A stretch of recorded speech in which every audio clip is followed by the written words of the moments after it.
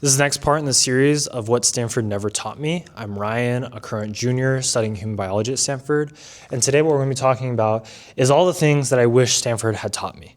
I've been here for about 2 years, and I think there's a lot of things that in general, it's not just Stanford specific. A lot of colleges, a lot of schools, and even like all levels of schools should be really teaching this stuff, and they're not. They're teaching us about, math, science, and how to write, and they're not teaching us some of the most important things ever. So I think one of those most important things actually is emotional intelligence and how to regulate your own emotions. I think this is something that tends to get discounted because people don't think it's that important, but it's extremely important. If you're gonna be the smartest person, but you're sad every single day, you're not gonna be able to output and perform at the level that you wanna be. And also you're gonna live a very miserable life. And oftentimes, a lot of the sadness and emotions that we mope in, they're really self-induced. And the fact that we just haven't learned how to kind of process them and then move on from that. I'm not saying you need to, get over the loss of a loved one within an hour. No, I'm not talking about that. But I'm saying if something very significant and traumatic in your life has happened, you eventually need to get over it so that you can continue to be a functional human being. And I think that's an extreme example, but there are a lot of more mini examples, like when you, let's say, get rejected from a program or you don't get a certain job you want, et cetera, that you have to be able to regulate your emotions. And there is absolutely no classes anywhere that teach you how to do this.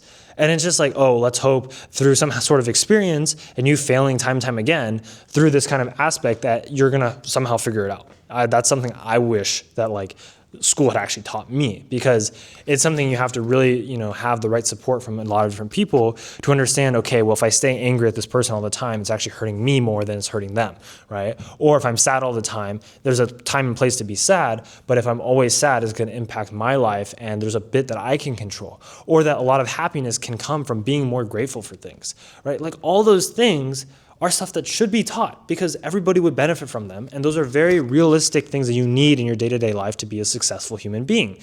But we don't see that at top schools or any schools in that matter. Another thing is resilience. Now, I understand it's very hard to teach resilience, but you should at least have a class explaining it, right? Maybe Stanford does have one class, but I guarantee most schools across the country in the US don't have any class about resilience. What to do when something goes wrong. Because we're always trained to be don't worry about failures, right? You're not gonna fail. You just work hard and you'll be successful the first time. That's not how it works. You work hard and then you fail, and then you fail again, and then you eventually get success maybe the fourth time. So it's how do you stay trying and trying again, even when you fail a bunch of times? That is resilience.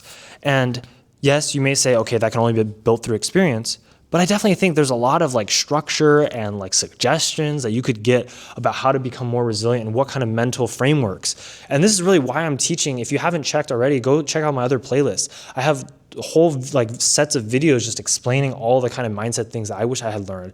And I break them down in a very simple and easy to understand format.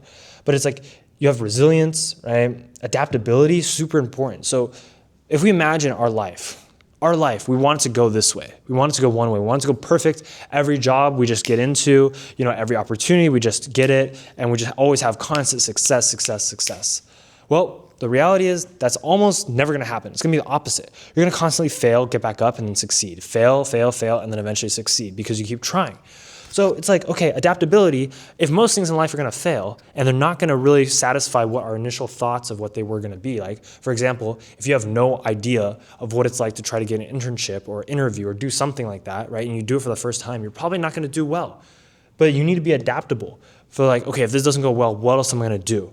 And that's something also that I wish schools would teach, because it's that's so important, because life is never gonna go your way, or very rarely. And then if you think about it, okay, if 75% of the time I run into issues and life doesn't go my way, then how can I kind of pivot? How can I change in the situation that may be more negative into a potential new opportunity for me in a different way that I wasn't used to looking at it?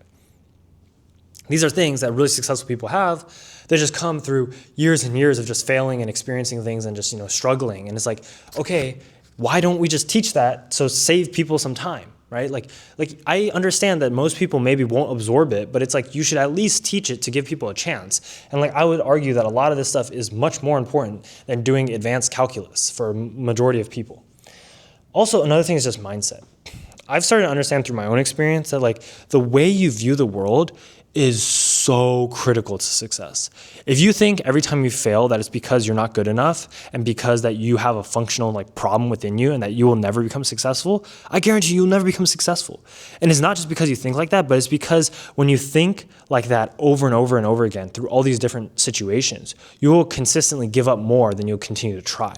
But if you flip that on its head and you have a better mindset, you will not just automatically be successful, right? That's not how it works, but you will continue to try when it's very difficult. That will lead you to have more opportunities even after you failed, and one of those opportunities will more likely lead to success. So this is really why I teach a lot of mindset, and also why I have my inner circle community, because I'm trying to help other people develop their own mindsets, because there's a lot of things I can't teach you. Experiences are just experiences. You're going to have to learn the hard way, right? But a lot of the mindset stuff you can internalize and begin to practice and at least grasp just 1 to 2% of it. That would still be helpful, and because you have your mindset, the way you think about things, that's always with you 24/7, every single second of the day. So it's why not improve that?